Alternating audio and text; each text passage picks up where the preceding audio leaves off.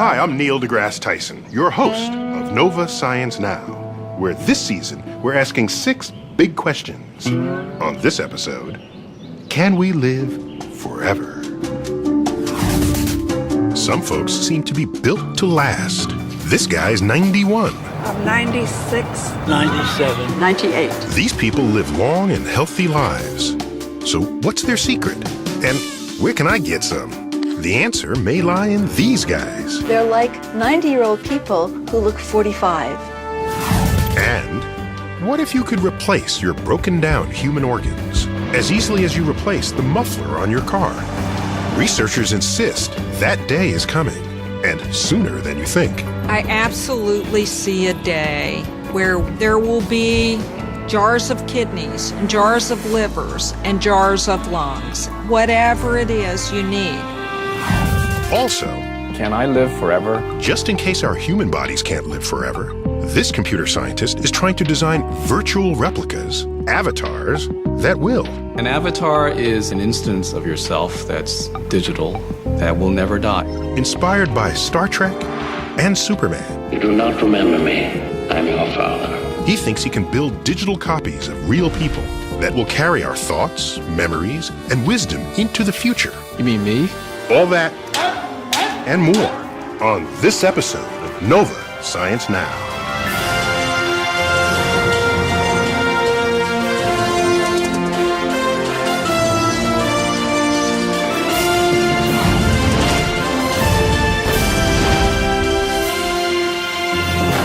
Funding for Nova Science Now is provided by... You know, we take it for granted that nothing lasts forever. And that's true of life itself. Every living thing will eventually break down and die. But does it have to be that way? Can we live forever? We begin our show with a man who seems to have done the impossible. He's completely stopped the natural decay and death that all of us expect. Not for himself, but for his car. My name is Irvin Gordon. My car now has 2,741,000 miles on it. You heard him. More than 2.7 million miles. The Guinness Book of Records says it's the highest mileage automobile in the world. Every time the car goes out, I break my own record and make it harder for anybody else to catch up. And they'd have more than 4 decades of catching up to do. He drove his new Volvo off the lot 44 years ago. And he and his car have been going strong ever since. You don't have to be the fastest to drive 1 million miles. You got to just hang in there the longest. So this is your baby, huh? This is my baby. Don't touch that car. Watch your knees. It's hard to understand how a car can last so long, look so good, and ride so well after all those miles. Irv's car has the same mileage as all of the Apollo moon landings combined. How many places on Earth and things to do take you 3 million miles to get there? Commuting 125 miles a day to and from work. 125 miles round trip? 35 years. Are you retired now? I'm retired. So what- retired from what? 12 years ago. I was a science teacher. Excellent. Most of the nearly 3 million miles have come from 44 years of crisscrossing the country. The odometer turns over every 100,000 miles. Do the math. It's turned over 27 times. It's on its 28th. So what does Irv do to get his car to live forever? Well, number 1, regular maintenance. I just do the things that it says to do when it says to do them. Things like regular tune-ups and oil changes. Irv figures he's gone through 110 tires, 440 spark plugs, 788 oil filters, and 3,143 quarts of oil. Sound like there could be some lucrative endorsement deals? So they put you on the payroll, is it? Yeah. I'm still waiting for my first box of oil filters. Tip number 2. If something's broke, fix it. Replace the worn-out parts. Old cars drop oil. How much do you just drip out of this car? You can go underneath my car with a rag, you won't find any oil. Really? Absolutely. I don't see anything dripping. Bone dry. That's because, over the years, Irv has placed his car into the hands of an elite few. This is my A-team here. Richie Vermont serviced the car from when it was brand new until he retired 7 years ago.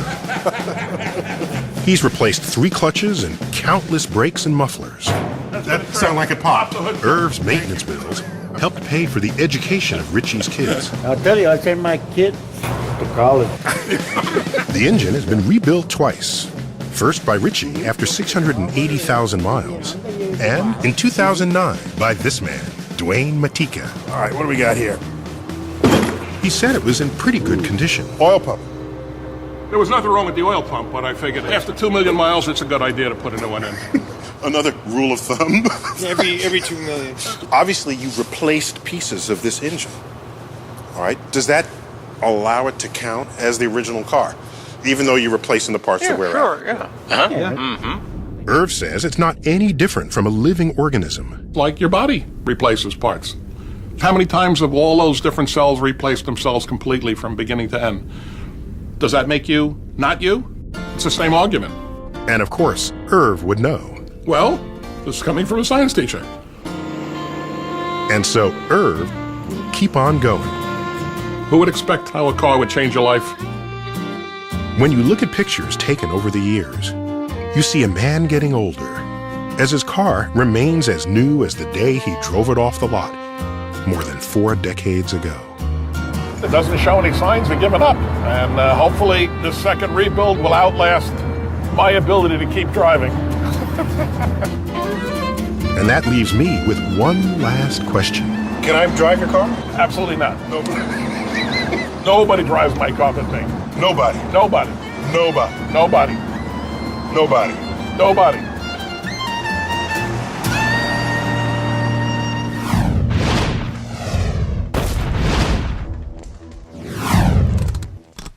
If something in your car breaks or stops working, like your radiator, you can always just take it out and replace it. But what about us? If my body parts break down, like my heart, I might be able to get a transplant.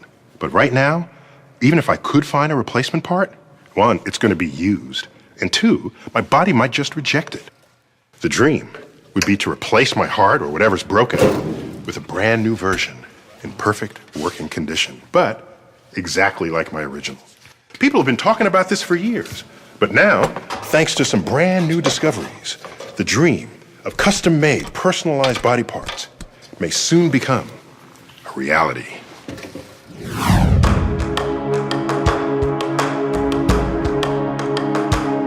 In the 2005 sci-fi thriller The Island, people have found a way to live forever. They grow clones and harvest their organs. But real science may be on the verge of a less diabolical solution. This, for example, is no special effect. It's a lab-grown lung, no clone attached. I absolutely see a day where you'll walk into a manufacturing facility somewhere and there will be jars of kidneys and jars of livers and jars of lungs, whatever it is you need. Just as in The Island, your body would accept the new organ because it would be yours, grown from your cells. And there would be no more waiting lists for organs. There would be no more rejection. We would enter a new era where we could build you an identical, ideal replacement. But how do you make an organ without a body to build it in? We've been growing cells in the lab for decades, but they just sit around in flat layers or clumps. So how would you coax them to form a 3-dimensional organ like a heart, with chambers, valves, and blood vessels? Maybe it's the same way you go from this to this. See, an organ is not unlike a building. It's a collection of parts that has to come together and work together. Think of a cinder block as a cell. The problem is, a block or a cell alone is not enough. To construct a building, you need to begin with an internal framework or scaffold to define the parts and hold them together. 30 years ago, transplant surgeon Jay Vacanti and chemical engineer Robert Langer realized that to build an organ, cells also need a framework, a scaffold to guide their growth. The challenge was to engineer scaffold materials living tissue could grow on. So this is a material that we call biorubber. Biorubber, and you use the prefix bio because whatever is the material it will take to flesh or living cells. That's right. So why does the cell even care? Because a lot of things could be toxic to a cell, or the cell wouldn't like their surface and wouldn't be able to grow on it. Picky cells. Cells are picky, and some are more picky than others. But sculpting a scaffold out of the right material is only a start. To turn one into a living body part, an ear, for example, it must then be seeded with cells. A few weeks in an incubator allows those cells to multiply, covering the scaffold. Then comes a rather strange test. This is really creepy. I mean, mice are creepy enough, and this one has no hair and a human ear growing on its back. Yes. He doesn't seem to mind that he has an ear growing on his back. No, he knows he's here for a bigger purpose. But this is a very, very important step in the science, because on the back of this animal, we're actually incubating and growing perfect cartilage in the shape of a human ear. And it's completely connected to the blood vessels, so that it's just like a native ear in a normal circumstance. In the head of a person. That's correct. So when this finally gets implanted in a human, you don't expect rejection, as is so common with new body parts. Exactly, because we're going to start with the patient's own cells. It'll make his own tissue, and therefore the body will accept it. Within a year, Vacanti and Langer expect to be implanting their ears directly on the heads of soldiers wounded in Iraq and Afghanistan. But these will not be the first recipients of lab-grown body parts. Already, patients of other doctors have received blood vessels, skin, muscles, even bladders built the same way. I think with enough research, most parts of the body will be replaceable. And I haven't come across very many body parts where somebody somewhere isn't working on trying to replace them. Which is certainly encouraging news for people who need more complex body parts, like 20-year-old Stacy. I was in the hospital, and that's when they came in and told me that I may need a new liver. But will she get one? Every day, nearly 20 Americans die waiting for donor organs. So this problem is an extraordinary problem. There are too few organs for the well over 100,000 Americans waiting. But if we're ever to make the complex organs most needed to save lives, like livers and hearts, the scaffold builders will have to overcome an obstacle, namely plumbing. In a building, it's pretty straightforward. Pipes carry fluid where it's needed, just like blood vessels in the body, except that in a major organ, like the heart, You need a blood vessel per cell because the heart works all day, every day. And I don't know if you've ever seen blood vessels really, but they look like a tree. And the challenge is not to build that big limb, but to build those little tiny branches that come off. But building these intricate branches might be unnecessary if we take advantage of a remarkable fact. Organs are not just made of cells.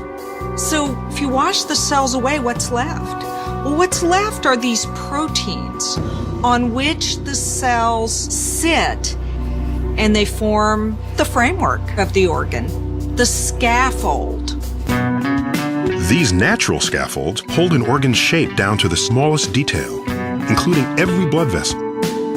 So, could they be used to build a complex organ like a heart? 6 years ago, no one could say, because no one had ever stripped a heart of its cells, leaving the scaffold intact. But Taylor's colleague, Harold Ott, thought he could find a way. He would use the blood vessels in a rat's heart to deliver a chemical that would dissolve its cells and nothing else. But which chemical? So the process of finding the right chemical was literally a try and error process, starting from A to Z on the chemical shelf. First, Ott tried enzymes, but they dissolved both the cells and the scaffold. Other chemicals caused the hearts to swell up. Finally, he tried a soap commonly found in shampoos. We saw the heart become translucent, and it was obvious to us all that something had happened that hadn't happened in the months before. What we had is this thing that looked like a heart, but it looked like a ghost heart, if you will. Injections of dye showed the scaffold to be undamaged down to the smallest blood vessels. And we now know that this technique works with many organs, including human-sized ones. This is essentially the scaffold of a heart. Who knew a heart had a full skeleton? But it essentially has no cells, dead or alive. It's beautiful. You can see the blood vessels here, the chambers of the heart. You can see the valves. But could a bare scaffold once again become the framework of a living heart? Taylor soon discovered it was more than a matter of injecting cells. Just putting cells on a scaffold isn't enough. It's putting cells on a scaffold and giving them an electrical signal and giving them a mechanical blood pressure and then giving them oxygen. It's not just a heart in a jar, it's a heart in an artificial body. So it's simple in many ways and it's unbelievably complicated. After 8 days, the first lab-grown heart beat on its own. It really makes you go, what is life? The first time you see something beat that was dead, it's one of those yes moments in life. Since then, Ott has joined Massachusetts General Hospital and used the same method to build a pair of lungs. After coming back to life, one lung was successfully implanted in a rat. So if you can make a working, living lung, then it seems to me you can build literally any organ. Any organ. This novel approach has already made a difference in the real world. In Barcelona, Spain, this woman, Claudia Castillo, might be dead without it. 2 years ago, tuberculosis devastated her windpipe, making it difficult for her to breathe. But surgeon Paolo Macchiarini saw a solution. Give Claudia a new windpipe, which her body would never reject, because it would be made of her own cells, grown on a natural scaffold. And so, in June of 2008, Macchiarini and an international team of specialists removed a windpipe from a human cadaver, washed it clean, and reseeded it with living cells from Claudia's body. 4 days later, the new windpipe was transplanted into Claudia. If you transplant an organ without tissue engineering, you need immunosuppression, you need close watching, and this was absolutely not the case for Claudia. She never had any sign of rejection. Indeed, 4 days after surgery, she was home. More than a year later, Claudia is living a normal life, free of the fear that she will reject her new body part. I feel like the transplant is not from the body of another person. It's mine. That sense of ownership might soon be crucial to organ recipients, because their scaffolds might not come from a person at all. This is a pig kidney sliced in half, and it's the same size, same complexity as a human kidney. We could cover this with human cells and, in theory, build you a kidney. Human organs built on natural or artificial scaffolds? Made from a patient's own cells to avoid rejection? Available in unlimited supply? Most researchers believe it will be a reality within decades. And Taylor is even more optimistic. Kidney, liver, lung. We're not decades away from building something complicated. We're more like years away.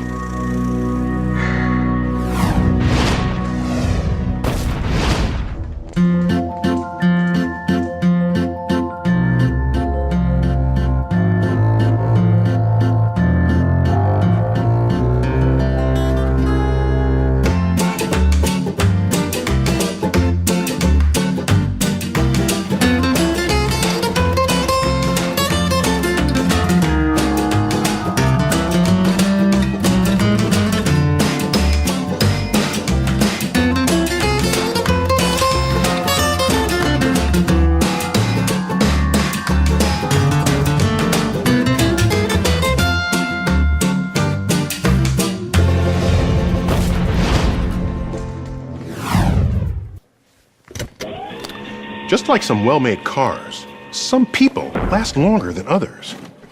They don't fall apart. They don't even need replacement parts. What's up with that? You know, if medical researchers figure it out, then maybe everyone could last longer. Correspondent Zaya Tom tracked down some lucky folks who don't age like most of us, and the doctors who were trying to figure out the secret to their fountain of youth. So how'd I do?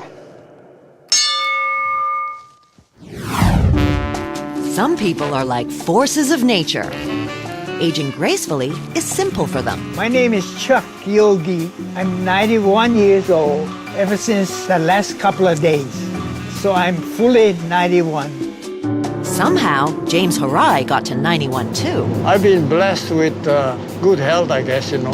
Kind of makes you wonder how they do it. Do you have a secret to looking so young at 90? Just don't worry about unnecessary things, you know. I'm happy-go-lucky. But while these guys are living proof that longevity comes naturally for some, other people are pulling out all the stops to try and live as long as they possibly can. Computer scientist and inventor Ray Kurzweil takes 150 pills every single day. That might sound like a lot, but it's not enough to just be natural. I take 400 milligrams a day of resveratrol, a lot of vitamin D. So what's he doing with all those pills? In my view, death is a great robber of all the things that give meaning to life. It destroys knowledge and wisdom and relationships. And there's actually a lot that you can do to slow down these aging and disease processes. But is Ray wasting his time looking for a fountain of youth that's just a myth? The goal right now is to live long enough to get to a future point where we will have technologies that will extend our longevity even further. In fact, scientists have been tinkering in the lab trying to extend life for a long time, and they've come up with a couple of things that do work in animals. Calorie restriction, for instance. Basically, putting an animal on a diet seems to kick in a survival response and helps it live longer. And they found a substance in red wine that has a similar effect. But what if somebody could figure out how these guys did it so effortlessly? The fish not cooperating today. I think the camera shy of me. Cynthia Kenyon thinks she may have found one of the keys to a long life in a tiny, nearly microscopic worm called C. elegans. So how can we learn anything about human aging from these tiny little worms? I know they look really different from us, but the basic processes of life are very similar at the molecular level. The good thing about these little guys is that they get old and die in just a little over 2 weeks. Okay, watch this. I'm going to show you something really cool now. So this is the normal worm when it's young. So it's a nice sprightly worm, what I'd expect a worm to look like, quite feisty. Now I'm going to show you the same kind of worms, but just 2 weeks later when they're old. Wow. So here, this is a normal worm when it's old, and you can see they're about to die. Oh, wow. So these are really slow moving here. I didn't think you could see aging in a worm so dramatically. Okay, so now what I'm going to show you are worms that are the same age, but you'll see that they look much younger. So these worms are the exact same age as the ones that we saw that were almost dead? Yeah, they look much younger, even though they're the same age. And they're wriggling about just like the other ones, huh? So they're like 90-year-old people who look 45. That's incredible. So what's different about these? We've changed one gene. That's all. Kenyon changed one gene in the worm. Genes are made of DNA, long strings of 4 chemicals best known by their initials, A, G, C, and T. Together, they form the basis of all life on Earth. Kenyon found that there was a gene that scientists call FOXO, which had a central role in keeping her worms freakishly youthful. What FOXO does is it helps the animal to protect and repair its tissues. The reason that it can do it is this one gene controls a lot of other genes. FOXO is a master control gene, meaning it regulates hundreds of other genes, genes that have a profound effect on the worm's health. So you can think of it as a superintendent of a building. So if you have a building, nice big building, obviously it has to be maintained. What FOXO does, or the building superintendent does, is to keep the building in good working order. The superintendent makes sure that the electricity works and that the roof doesn't leak. It makes sure that the walls are painted by hiring painters. It makes sure that the floors are swept. But the superintendent doesn't actually do all these important jobs. The building superintendent would hire workers to do these different things. What FOXO does in the cell is it switches on other genes. Those worker genes do jobs like enhancing the immune system and protecting the cells from bacterial infection. Some of these genes that protect the cell make proteins that will kill invading microorganisms. Others are switched on that are antioxidant genes. Kind of like a rust inhibitor for a cell. Now, most living things need oxygen, but oxygen can actually be damaging to cells that aren't prepared to deal with it. And yes, there's a worker gene for that too. I'd say altogether there are probably about 100 worker genes that have very important roles. And together, what you get is a cell or tissue or an animal that stays in really good working condition for a lot longer. All those processes are actually directed by the FOXO superintendent gene. Kenyon tweaked one gene in the worms and made FOXO more active. With a more active superintendent, the cells became more resilient than normal, and Kenyon's worms lived twice as long. If there's one gene that dramatically increases lifespan in worms, could the same be true in humans? I went to Alaska 10 times.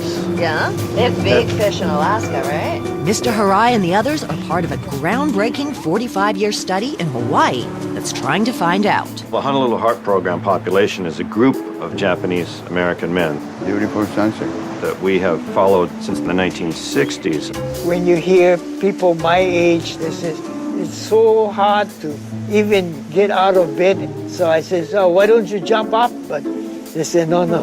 What's he have that other people don't? 35 times. What's important for aging is it's a process. So we've studied the process in these men for decades. Wilcox and geneticist Timothy Donlin wanted to see if they could find out anything about the genetics of human aging from this unique scientific resource. This is one of the freezers that houses the over 8,000 samples from this project that's been conducted over the last 45 years. Wow, so this is like data frozen in time. That's right, safely tucked away here. Using these samples, they tested 5 genes that had already been shown to help animals live longer to see if any of them would extend human life as well. And based on that list, we found one gene that was heads and shoulders above everything else, and that was the FOXO gene. The FOXO gene, that's right. The same superintendent gene that helped double the life of Cynthia Kenyon's tiny worms. Though everybody has the FOXO gene, these Hawaiian men seem to be living longer, healthier lives because they have a protective version of FOXO. We found that if you have this FOXO gene, you have a 2-fold chance of living to 100. And if you have 2 copies of this, you have a 3-fold chance of living to 100. A gene typically consists of 2 copies. You get 1 copy from your mother and 1 copy from your father. So with FOXO, the area that we looked at, you could have a C or a G from your mom and your dad. The vast majority of us have 2 Cs. About 25% of us have 1 G and 1 C. And about 10% have 2 Gs. If you have 2 Gs, you hit the jackpot. That's triple the odds of living to be 100. You can go to Vegas with those odds. I'm not very good at this, but I read palms a little bit. And believe it or not, you actually have an incredibly long lifeline. No kidding. Yeah, you do. And not only triple your odds of living that long, but being healthy. So it was a gene that appeared to be associated with extended health span, not just lifespan. It tells us that FOXO in humans affects aging. You could have imagined that we have the gene, but it doesn't do the same thing. But this says it does. News of the Hawaii study sped around the world, and scientists confirmed the results in population after population in Germany, Italy, New England, California, and in China. Nir Barzilai of the Albert Einstein College of Medicine in New York I am now 98 years old. also found a similar pattern in the FOXO genes of Ashkenazi Jewish centenarians. 96, 97, 98. This data on the FOXO pathway that came from Hawaii and then confirmed by us was confirmed by other groups, and in fact it's the most consistent, validated study in this field, suggesting that this is real and important for human aging and longevity. You don't feel old. You feel young. And it's also consistent with what we have learned, that there's this whole concept of a superintendent that is regulating whatever is going in the house. Oh, you got it. And in the future, that knowledge could be used to develop new drugs to combat age-related diseases. Fish on. And perhaps someday to help us live longer. Good job, Mr. Harai. The vast majority of us get an average set of genes. So it's what you do that becomes most important. Eating a good diet, regular physical activity, engaged in life. As you age, I think every little thing pleases you more than in the past. And now I gotta aim for the century mark, yeah. So how do you think you're going to celebrate your 100th birthday? 100 candles? It would be a fire hazard. Yeah, it would be a fire hazard.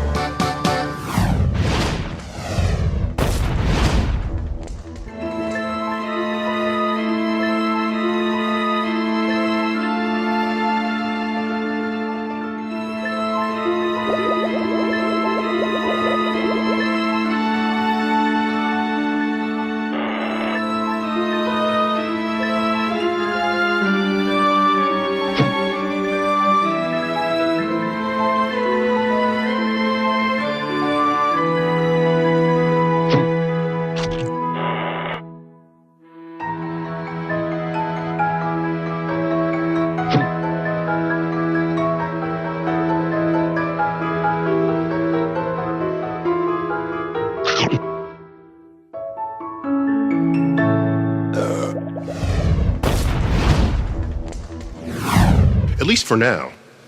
It's much easier to extend the life of a car than of a person like you or me. The car's not flesh and blood and complex organs. But what if you could create a version of yourself that was indestructible? In this episode's profile, we'll meet a computer scientist who wants to build virtual versions of ourselves. Avatars that look, act, and talk like real people, and will hang around long after the flesh and blood versions of us are dead and gone. In 1987, when Jason Lee tuned into Star Trek: The Next Generation, he saw the holodeck for the very first time. I was curious to see how three of history's greatest minds would interact in this setting. A place where people from the distant past can live on as computer-generated holograms. End program. And that's when a sci-fi TV show gave this computer scientist his big idea. A way to allow all of us to, in a sense, live forever. If you were to think about that when Star Trek first came out, you would think, oh, this would be impossible to do. But now it's possible. At the University of Illinois, Chicago, Jason has been obsessed with turning his fantasy into reality through Project Lifelike, a plan to make immortality available to anyone by creating a virtual copy of you as an avatar. A concept that intrigued Jason long before James Cameron parlayed it into a billion-dollar blockbuster. An avatar is an instance of yourself that's digital, that will never die.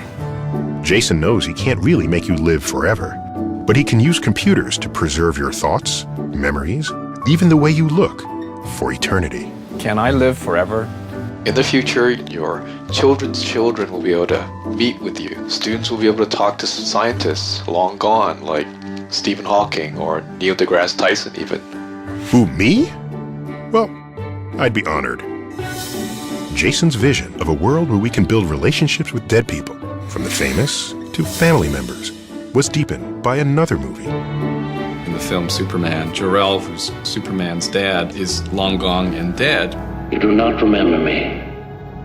I'm your father. But instead is able to counsel him as if he were still alive.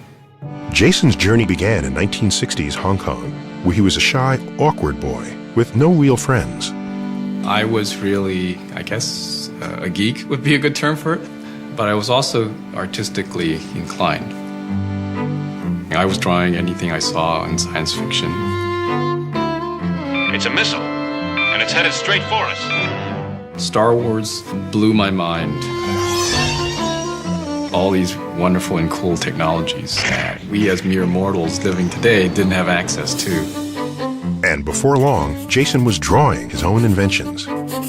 I remember we had these 3-ring binders, and the paper would always rip, and it just drove me nuts. And so I was imagining some futuristic computer. It wasn't a computer back then. I didn't know what a computer was. A futuristic magical pad where I would write on. Of course, nowadays we call it a tablet computer. And we call it the iPad. If only I'd patented back then. Then, Jason saved up to buy his own computer. And he instantly became obsessed, spending 9 hours a day at the keyboard. Even when I went to sleep, I was writing code while I was asleep, and I would find an error, and I would wake up, and I would find, yep, certainly there was an error in the code. When Jason left Hong Kong to go to college, he had promised his parents he would study the well-established field of chemical engineering. But he had a secret plan. The first day I landed in the U.S., I head straight for the computer science department and said, how do I switch majors? And then I wrote a letter back to my dad and said, I switched to computer science. He was actually supportive. After college, Jason was eager to make his mark designing computer graphics. And he learned about EVL, the Electronic Visualization Lab in Chicago. It was people who had long hair, all sorts of strange and crazy people. These self-proclaimed techno-hippies were finding new ways to merge computers and art. And I thought, wow, finally, a program that thinks and does things the way I've always wanted to do. I said, well, I'm going to just let my hair grow out. So I fit in and became one of the techno-hippies. So I think it's a great time to be a geek. At EVL, Jason blends games and movies into every aspect of his life. From his work, to his play, to his car, and even his kendo, which is as close as he's going to get to a lightsaber battle in Chicago. He very much is bringing Jedi Knightism into reality. No respectable Jedi Knight would use any other Jedi's sword. After 15 years, Jason became lab director. And he could now take aim at his most ambitious sci-fi fantasy, how to create a realistic avatar. Still an artist at his core, Jason used art as inspiration and his drawing skills to develop ideas. In 2007, Jason joined the growing field of avatar researchers as he began work on his plan to live forever. As usual, Jason started with a drawing. I always start with a picture in my mind. The picture goes onto paper. The picture goes into the computer. I spin the thing around to see if it makes sense. Next, Jason had to make an avatar look like a living, breathing person. For a guinea pig, he used himself. First of all, we take photographs of their face from multiple angles so that we can use software to reconstruct the face in 3 dimensions as realistically as we can. Then Jason teaches his double to move, just like he does. And so for that, we put them in a motion capture suit. Jason even records and modifies his avatar's emotional expressions. Like whether they're happy, sad, angry. Let's look at a little bit of anger. There you go. As Jason fine-tuned the graphics, he needed to teach his avatar to think and talk. So he turned to artificial intelligence experts. Our collaboration involves researchers in Florida. To overcome the 1,000-mile gap between collaborators, Jason's team invented their own 20-foot video wall. So the researchers in Chicago and Florida could work on the avatar's intelligence as if they were in the same room. The avatar doesn't use its hands now to talk, and I think at some point we're going to need to show some hand-waving motion. Jason records the ideas and thoughts he wants his avatar to express. Designing computer algorithms is like writing poetry or painting a picture. So that someone can sit down and ask his avatar dozens of questions. Why is Star Trek important to you? Star Trek portrayed so many compelling ideas about our future. And this idea of preserving our life experiences for future generations has been catching on. When I watched Avatar, the most interesting notion about it was when these people passed on, their knowledge is absorbed into this tree of past knowledge. And I thought, aha, that's what we're trying to do. Ultimately, what you have is a collective knowledge of people. Jason dreams of a future where anyone can program all of their thoughts, feelings, memories, hopes, and fears into a virtual replica of themselves, so people can actually speak directly to those long gone. What we'd like to do in the future is to try and break the avatar out of the box, make it a person in the real world, conversational avatars that are as intelligent as humans. You mean me? You mean I'm not really alive?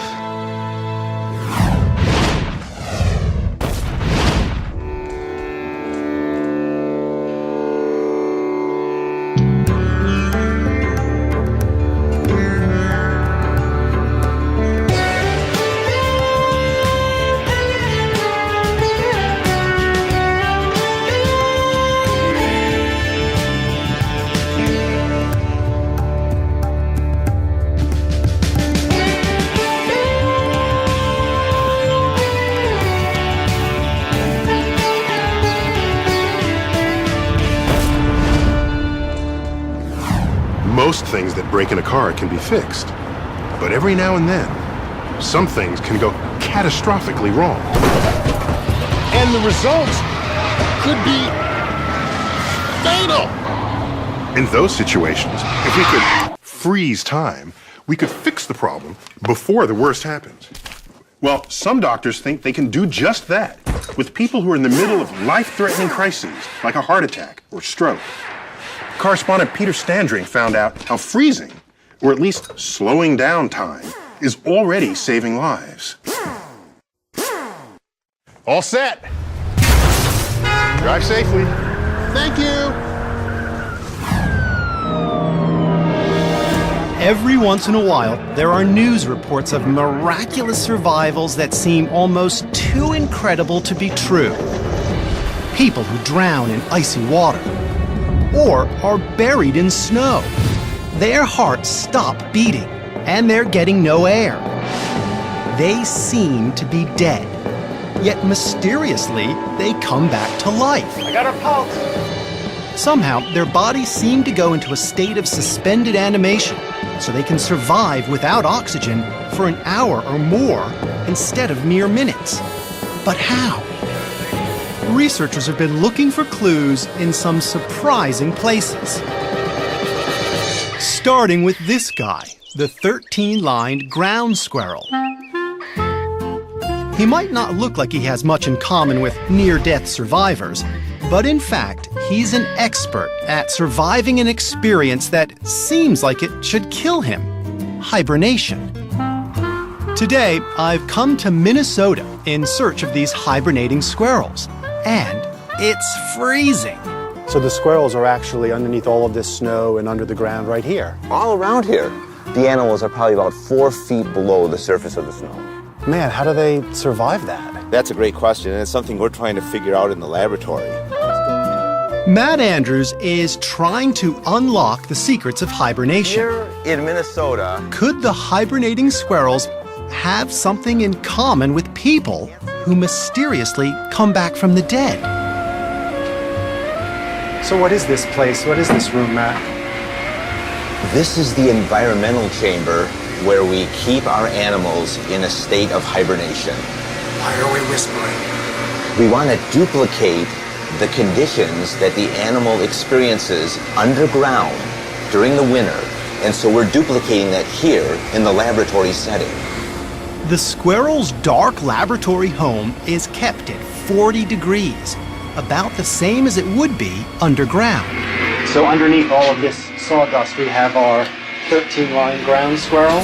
This is exactly what they would look like when they were in their burrow. And there is a hibernating 13-line ground squirrel. Comfy, cozy, rolled up in a ball. And this is the way that this animal spends the winter.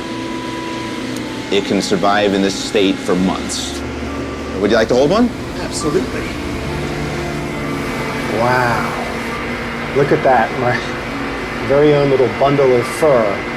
I think it's the first time I've handled a hibernating animal. When these squirrels go into hibernation, it's an amazing process. their heart rates drop from 300 beats per minute to 3 or 4. Their body temperature drops from about 98 degrees to about 40. They only take a few breaths a minute and use barely 2% of the amount of oxygen they need when they're awake. Now, you might think that all of those drastic changes would be enough to kill off these little guys. But despite it all, they emerge from their long winter slumbers completely fine. There's no damage to any of their organs, there's no damage to their brains. It's really incredible. Okay, it's time to put them back to bed now. Okay, make sure you tuck them in good. Hibernation is deeply mysterious. So, Ann, what do you have going on here? In his lab, Matt Andrews studies its impact on genes. He's discovered several genes that get turned on in some cells only during hibernation. He hasn't completely solved the mystery, but one thing is clear. Somehow those genes seem to reduce the hibernating squirrel's need for oxygen. Andrew's ultimate goal is to figure out how we could do the same for people. If you can understand the molecules that are expressed when an animal hibernates, you can possibly develop a therapy that can mimic the hibernation experience so that a person can survive a traumatic injury, a heart attack, a stroke, those sorts of things. Pulse. Okay, begin CPR. Heart attack victims usually die from a lack of oxygen. Keep track of that and let me know. But if we could reduce the body's need for oxygen, even temporarily, who knows how many lives could be saved? While the squirrels do it with their genes, those drowning and avalanche victims who come back from the dead somehow appear to survive without oxygen because of the cold. 130 was the lowest blood pressure. Now, at a handful of hospitals around the country, emergency room doctors are attempting to replicate those miraculous recoveries. Todd Vandebush is living proof it can work. Todd was just 39 years old when one day he collapsed in the shower with a sudden cardiac arrest. All of a sudden, Todd fell over, and then he stopped breathing. When the paramedics arrived, Todd was technically dead. Luckily, he was brought to this ER in Virginia, where doctors are trying out a new treatment. It sounds like EMS got a pulse back in about 20 minutes. Stand by.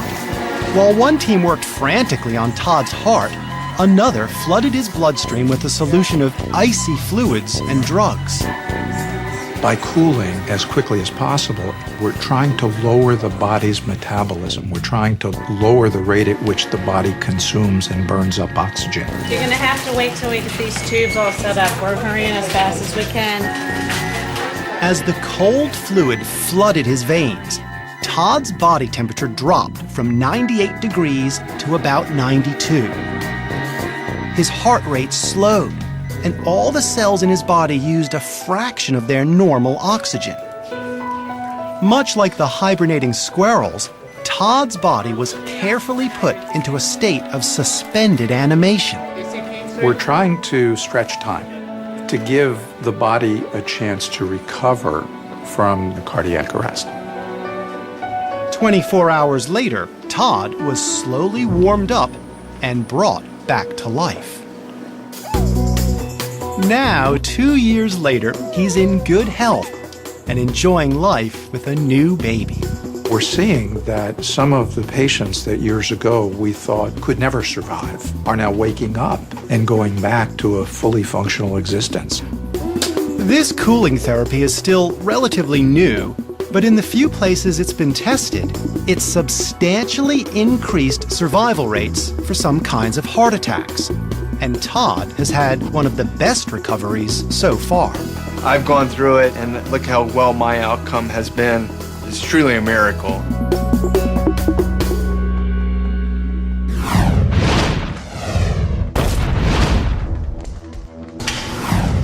And now for some final thoughts on living forever. The urge to not want to die is as natural as life itself. But you should always be careful what you wish for. One day, it might just come true. If starting now, everyone in the world lived forever, then Earth's current population of 7 billion, which would, at its current rate of growth, double in 60 years, would instead double in only 35. Take this forward 6 centuries or so, and you have so many people on Earth that everybody will have to stand up straight just to fit on all the world's land area. So that leaves interplanetary colonization as the only obvious next step to accommodate such vanities. But not all planets are Earth-like. Actually, none of the known planets, inside or outside our solar system, are Earth-like.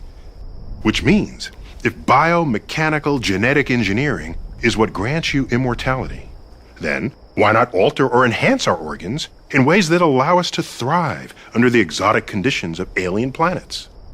And that could be only decades away. There's just one catch. You need a space program capable of leaving Earth entirely, rather than just driving around the block in Earth orbit.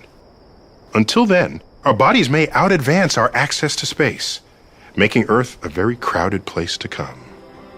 And that is the Cosmic Perspective. And now we'd like to hear your perspective on this episode of Nova Science Now.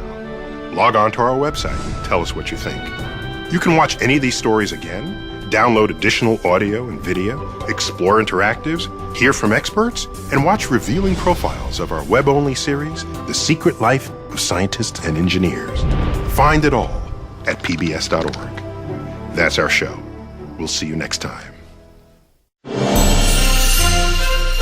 See a hidden side of science on Nova's web-exclusive series, The Secret Life of Scientists and Engineers. Think you know scientists? Think again.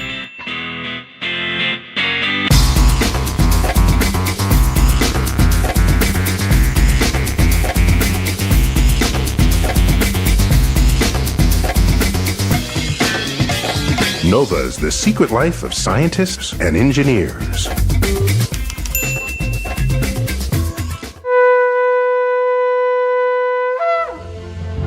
This Nova Science Now program is available on DVD at shoppbs.org or call 1-800-PLAY-PBS.